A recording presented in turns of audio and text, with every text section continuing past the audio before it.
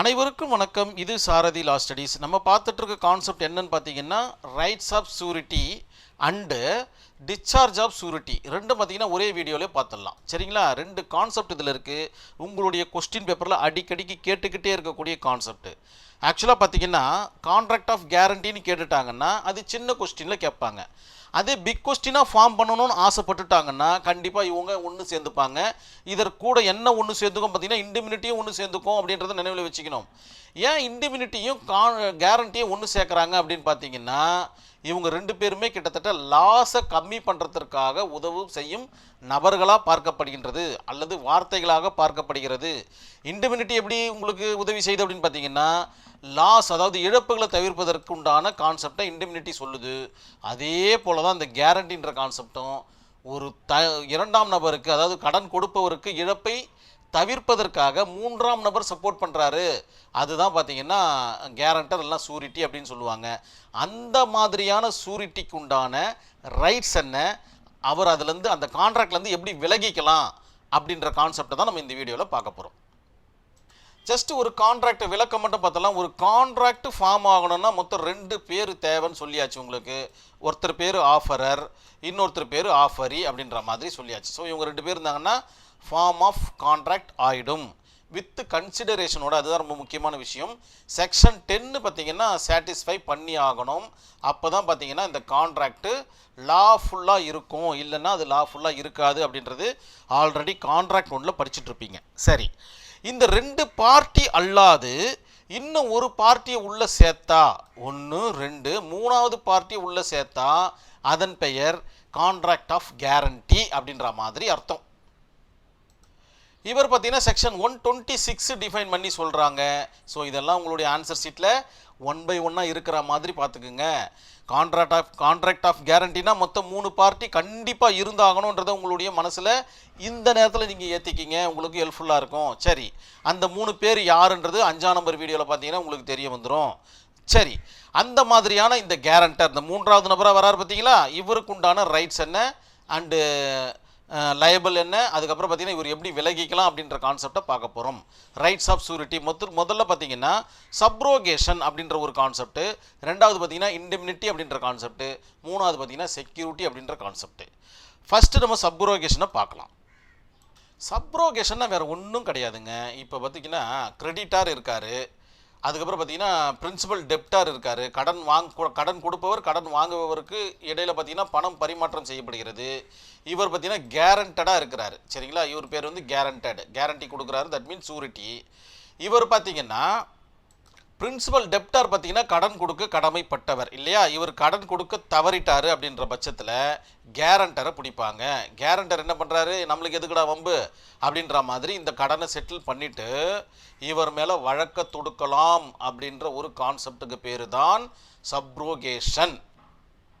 So அந்த வழக்கை தொடுப்பதற்குண்டான உரிமை இந்த கேரண்டருக்கு இருக்குது, தட் மீன்ஸ் சூரிட்டிக்கு இருக்குது அப்படின்ற மாதிரி சொல்கிறாங்க.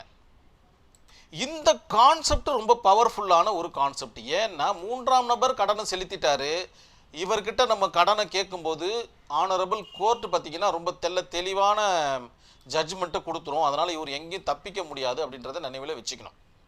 அடுத்தது இண்டெமினிட்டினா என்ன அப்படின்றத பார்த்துடலாம். இண்டெமினிட்டினா என்ன அப்படின்னு பார்த்தீங்கன்னா,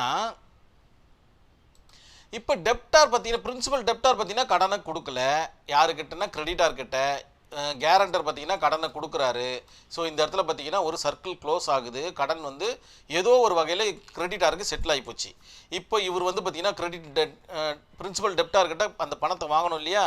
அந்த பணத்தை மட்டும்தான் வாங்க முடியுமான்னு கேட்டிங்கன்னா அதற்குண்டான இழப்பீடு, அதற்குண்டான மன உளைச்சல், அதற்குண்டான எல்லா விதமான இழப்பீடுகளும் எல்லா விதமான இண்டெமினிட்டியும் கேரண்டருக்கு இவர் கொடுக்க கடமைப்பட்டுள்ளார் என்பதை இந்த இடத்துல நம்ம நினைவில் வச்சுக்கணும்.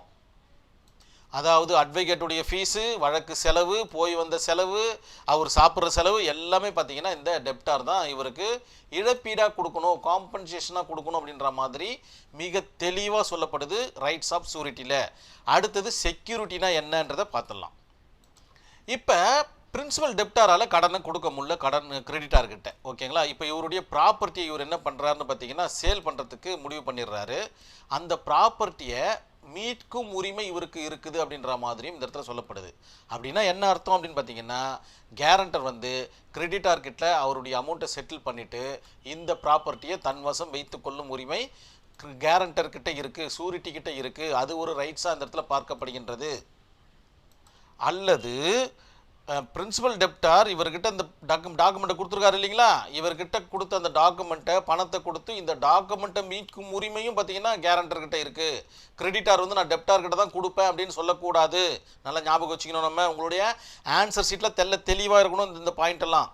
மொத்தம் 3 விஷயங்கள் தான் ரைட்ஸ் ஆஃப் சூரிட்டியில். அடுத்தது பார்த்தீங்கன்னா டிஸ்சார்ஜ் ஆஃப் சூரிட்டி. இதுலேருந்து இவர் எப்படிலாம் விலகலாம் அப்படின்ற மாதிரி ஒரு 6 பாயிண்ட்டை சொல்லியிருக்காங்க. 1 by 1 பார்த்துட்டா மிக தெளிவாயிடும். பார்த்துடலாம்.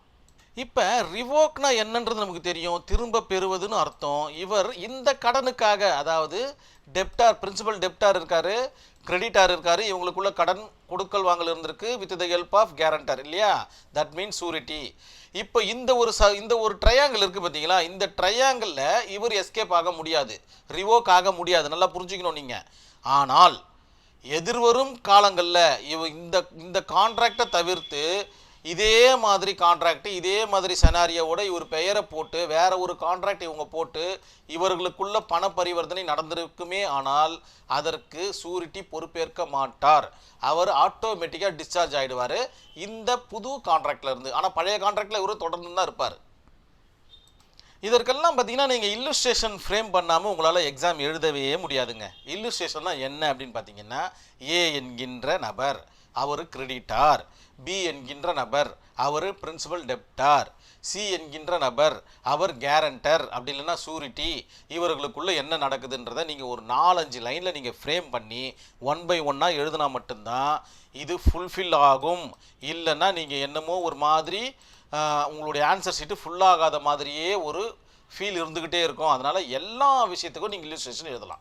இதுக்கு எல்லாத்துக்குமே நீங்கள் இல்லுஸ்ட்ரேஷன் எழுதினா மட்டும்தான் இந்த ஆன்சர் மிக நேர்த்தியாக இருக்கும். உங்களுடைய ஆன்சர் ஷீட்டும் ஒரு அழகான ஸ்ட்ரக்சர் இருக்கும். கரெக்ஷன் பண்ணுறவங்களுக்கும் மிக இலகுவாக இருக்கும். உங்களுக்கு மதிப்பெண்ணை அள்ளி வழங்குறதுக்கு வாய்ப்புகள் அதிகம்.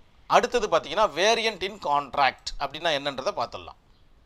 மறுபடியும் இந்த டயக்ராம் கிட்ட வந்துடுறேன் நான். பிரின்சிபல் டெப்டார் இருக்காரு, கிரெடிட்டார் இருக்காரு, கேரண்டர் இருக்காங்க. இப்போ இவங்க 2 பேருக்குள்ள தான் பணம் கொடுக்கல் வாங்கல் வித் த ஹெல்ப் ஆஃப் கேரண்டர்னு சொல்லியாச்சு. இப்போ என்ன பண்ணுறாங்கன்னா, இதோட டெனர் பார்த்தீங்கன்னா 6 month போடுறாங்கன்னு வச்சுப்போமே. அப்படி இல்லைன்னா ஒரு 50,000 ரூபாய்க்கு இருக்குதுன்னு வச்சுப்போமே.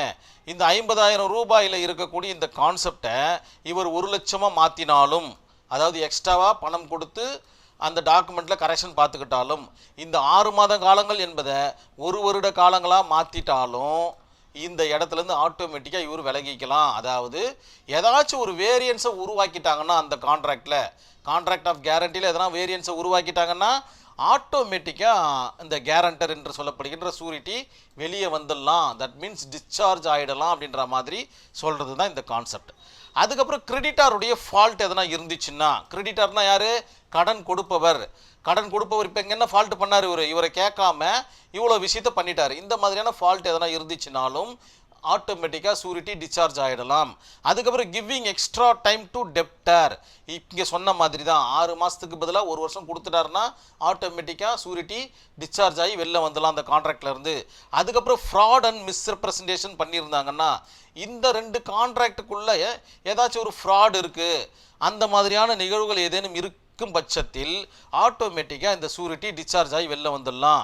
அதுக்கப்புறம் டெத் ஆஃப் சூரிட்டி, இந்த சூரிட்டியே டெத் ஆகிட்டாருன்னா கண்டிப்பாக இவருடைய லீகல் இயரை டச் பண்ண மாட்டாங்க என்றதை இந்த இடத்துல நினைவில் வச்சுக்கணும். சூரிட்டியோட கான்செப்டு சூரிட்டியோடவே முடியும், அவர்களுடைய லீகல் இயரை தொடாதுன்றதை நம்ம நினைவில் வச்சுக்கணும். இதுதான் பார்த்திங்கன்னா இவர் 6 வழிகளில் டிஸ்சார்ஜ் ஆவதற்குண்டான வழிகள். இதை மட்டும் மனசில் வச்சுக்கிட்டு நீங்கள் எக்ஸாம் எழுதுனீங்கன்னா போதும், மிக நேர்த்தியாக உங்களால் எக்ஸாம் எழுத முடியுன்றத சிறிதளவும் சாரதி லா ஸ்டடீஸுக்கு ஐயம் கிடையாது. நம்மளுடைய சாரதி லா ஸ்டடீஸில் ஒரு வாட்ஸ்அப் குரூப் ஒன்று ரன் ஆகிட்டு இருக்கு. இதில் இணையணும்னு ஆசைப்பட்டீங்கன்னா இந்த நம்பருக்கு டெக்ஸ்ட் மெசேஜ் உங்களுடைய ஊர் மற்றும் பெயருடன் அனுப்புனீங்கன்னா நான் குழுவில் இணைச்சிருவேன். நேரடி பயிற்சி வகுப்புகளுக்கு இது உதவிகரமாக இருக்கும்ன்றதை நான் இந்த இடத்துல நினைவுபடுத்த விரும்புகிறேன். கண்டிப்பாக இந்த வீடியோ உங்களுக்கு புரிஞ்சிருக்கும்னு நம்புகிறேன். நன்றி, வணக்கம்.